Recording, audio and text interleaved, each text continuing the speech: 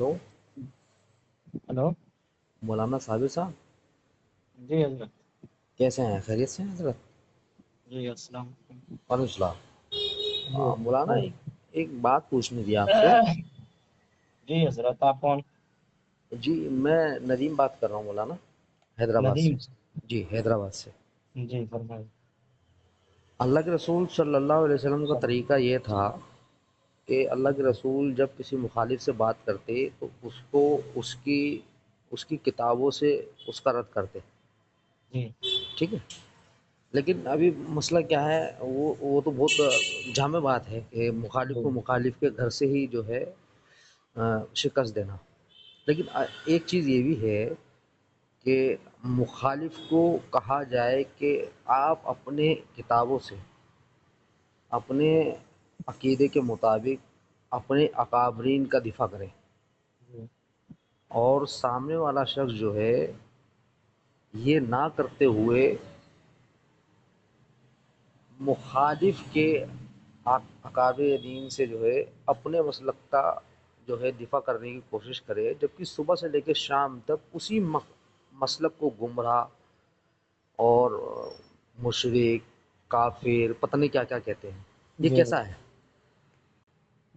बिल्कुल सही नहीं है ये सब का। ये सही नहीं है ना करना। वो यही चीज़ थी कि कल मैं मौलाना एक मोहम्मद हुसैन नाम का लड़का है, बहुत बड़ा मुनाजिर अपने आप को मानता है वो, उससे मैं बात कर रहा था। ठीक है। जी तो मैंने उससे ये कहा कि भाई अपनी किताबों से, ठीक है, अपने अकाबरीन की अजमत को बयान करो। तो उसको क्या जी करना चाहिए था? उसको अपनी किताबों से बयान करना चाहिए था ना। जी अब तुम मुखालिफ को बुरा भी कहते हो, मुखालिफ के अकाबरीन को फिर जो है अ, अपना बाप बनाकर जो है फिर अपना दिफा भी करना चाहते हो, तो ये तो बहुत बड़ी जहालत हुई ना। जी हुई कि नहीं हुई? मैंने उससे जी ये कहा था, मैंने बोला भाई आप इमाम अबू हनीफा को इमाम आज़म मानते हो, है कि नहीं? तो जी आप अपनी फ़िक़्ह हनफ़ी से इमाम आज़म की वो अज़मत को बयान करो जिसकी बुनियाद पर उनको इमाम आज़म माना जाए, हम्म, है कि नहीं? जबकि मौलाना हक्कानी जो हैं गुजराती, उनकी किताब है शरीयत या जहालत, वो लिखते हैं अपनी किताब के अंदर जी कि इमाम आज़म सिर्फ़ और सिर्फ़ अल्लाह के रसूल सल्लल्लाहु अलैहि वसल्लम हैं। और इसी किताब के अंदर वो लिखते हैं जो लोग तासुब में बुग्स के अंदर दूसरों को गैर मुकल्लिद, फलाना ना ढिकाना, ये सारे अलकाब नवाजते हैं, इन अलकाबों से नवाजते हैं, वो लोग नफ्स परस्त हैं। अब मैं ये हवाला देता उनको, तो तो ये बात जामे थी, है कि नहीं?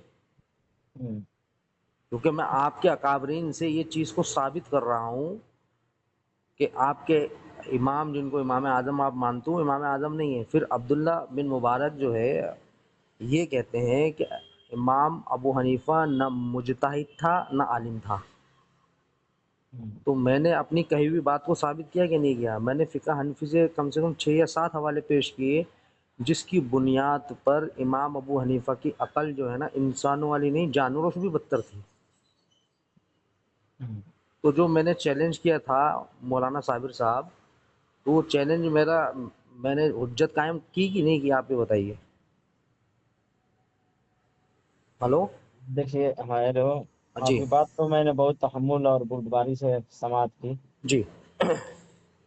इख्तलाफ का हक आपके पास है और जी। होना भी चाहिए। जी।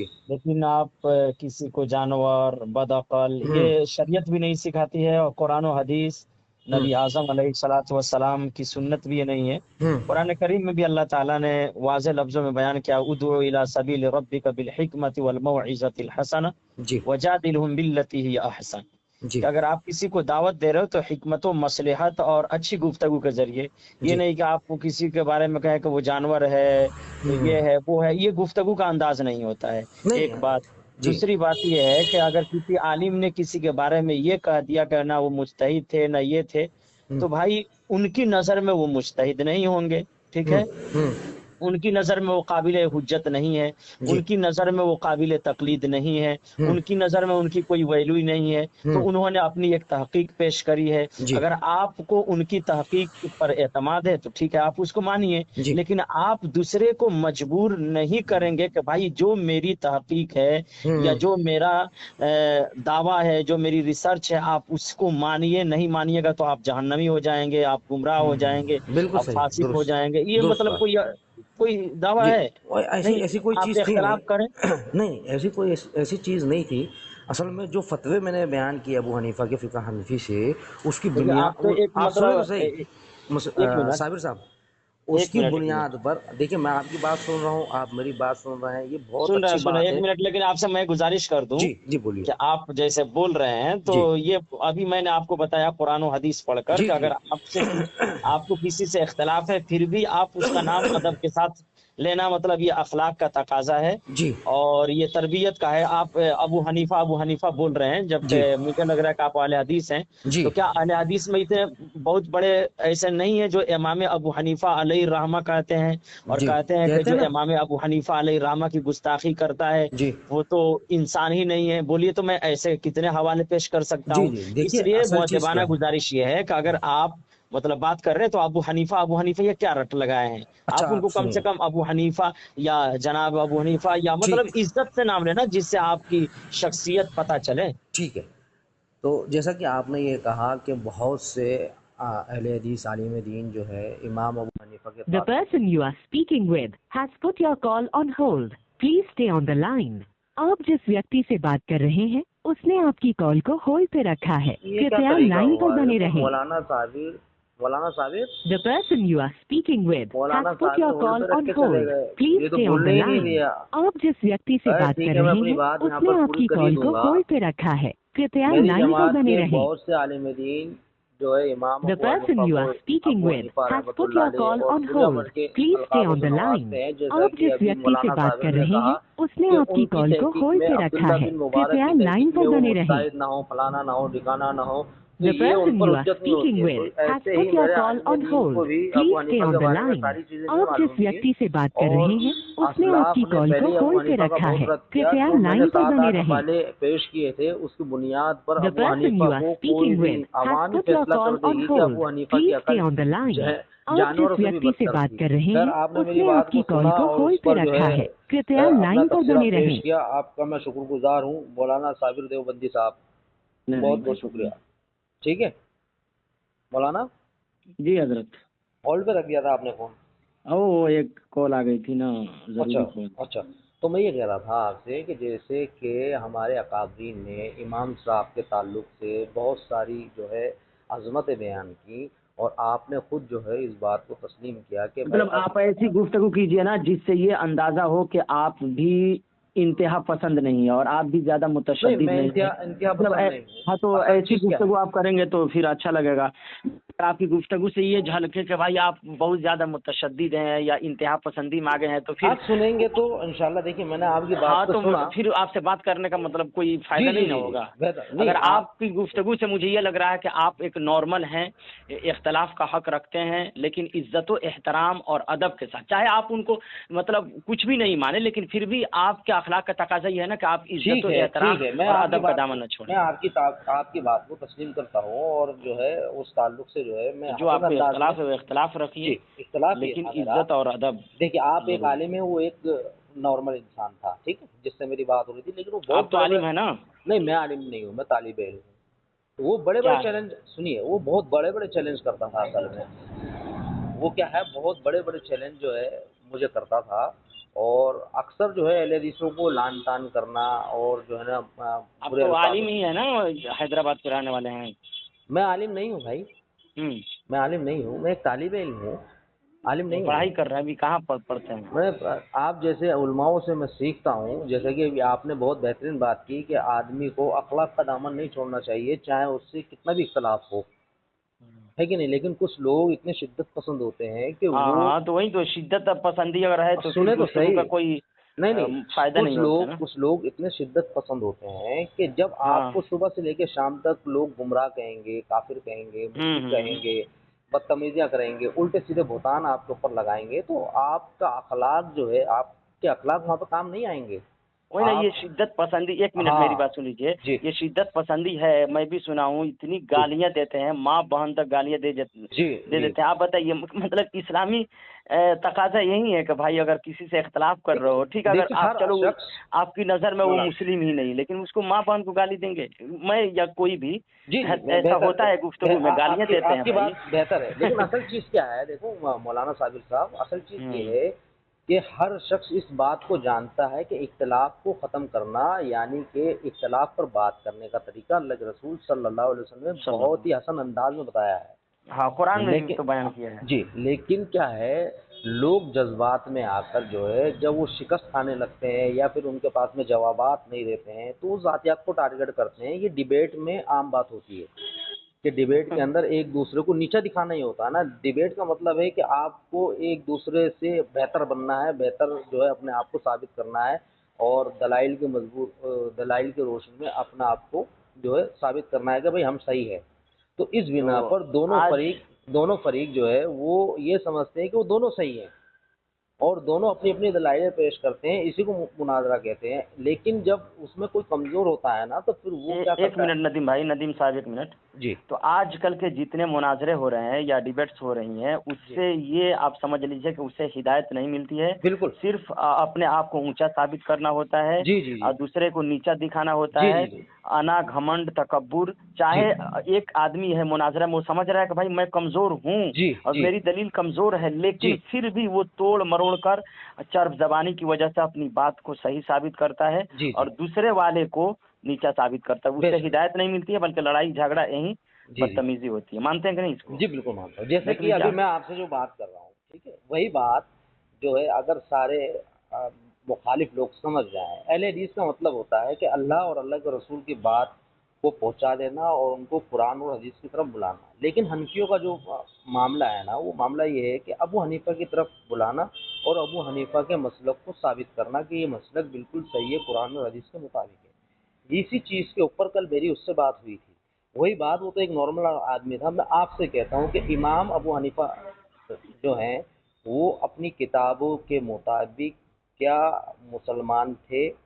کیا انہوں نے ایسے فتوے دیے؟ کیا انہوں نے ایسے اجتہاد کیے جو شریعت کے مطابق تھے؟ فقہ حنفی جیسے قرآن اور حدیث کا نچوڑ ہے کہ نہیں؟ تو فقہ حنفی کی کوئی عبارت اگر میں کسی حنفی کے اوپر فٹ کرتا ہوں تو وہ میں غلط کرتا ہوں یا صحیح کرتا ہوں؟ کیونکہ یہ تو قرآن حدیث کا نچوڑ ہے نا. یہی چیز میں آپ سے پوچھتا ہوں کہ امام ابو حنیفہ رحمۃ اللہ علیہ کو آپ جو ہے کہتے ہیں کہ وہ مجتہد تھے، ٹھیک ہے.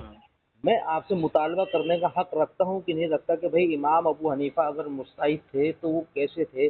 کیا حنفی شرائط کے مطابق امام ابو حنیفہ جو ہیں وہ مجتہد تھے کہ مجتہد بننے کی شرائط پر وہ کھڑے بیٹھتے تھے؟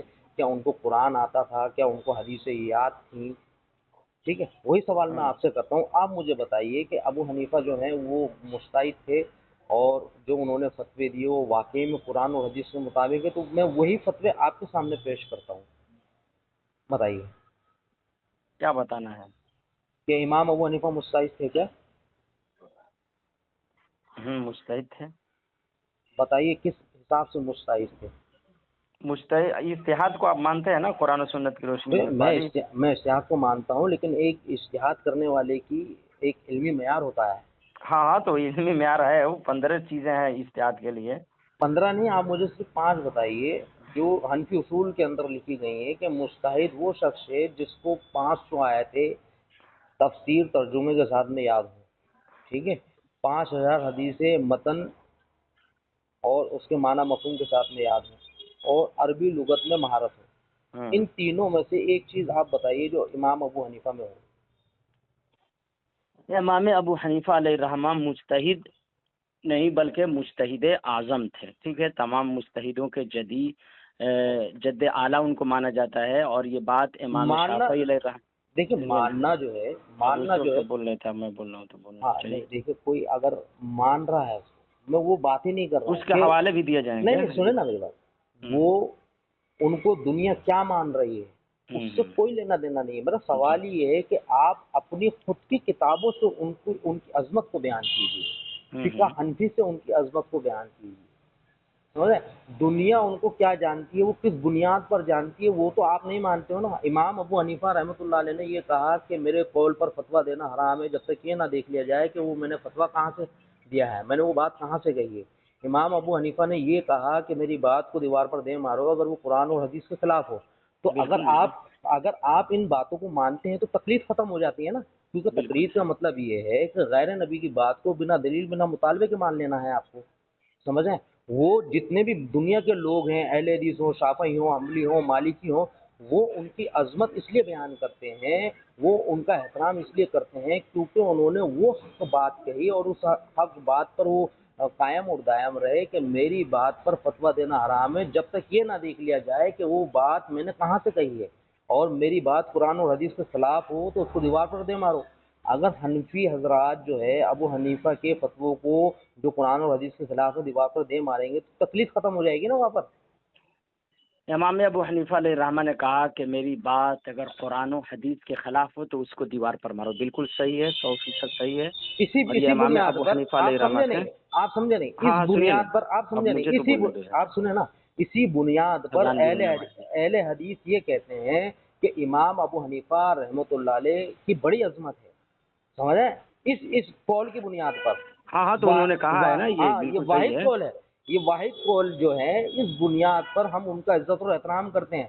لیکن اگر آپ یہ کہیں گے کہ فقہ حنفی کے مطابق ہم ان کا عزت اور احترام کریں گے تو فقہ حنفی میں تو جو فتوے درج کیے گئے ہیں وہ شریعت کو گالی ہے، اللہ اور اللہ کے رسول کو گالی ہے.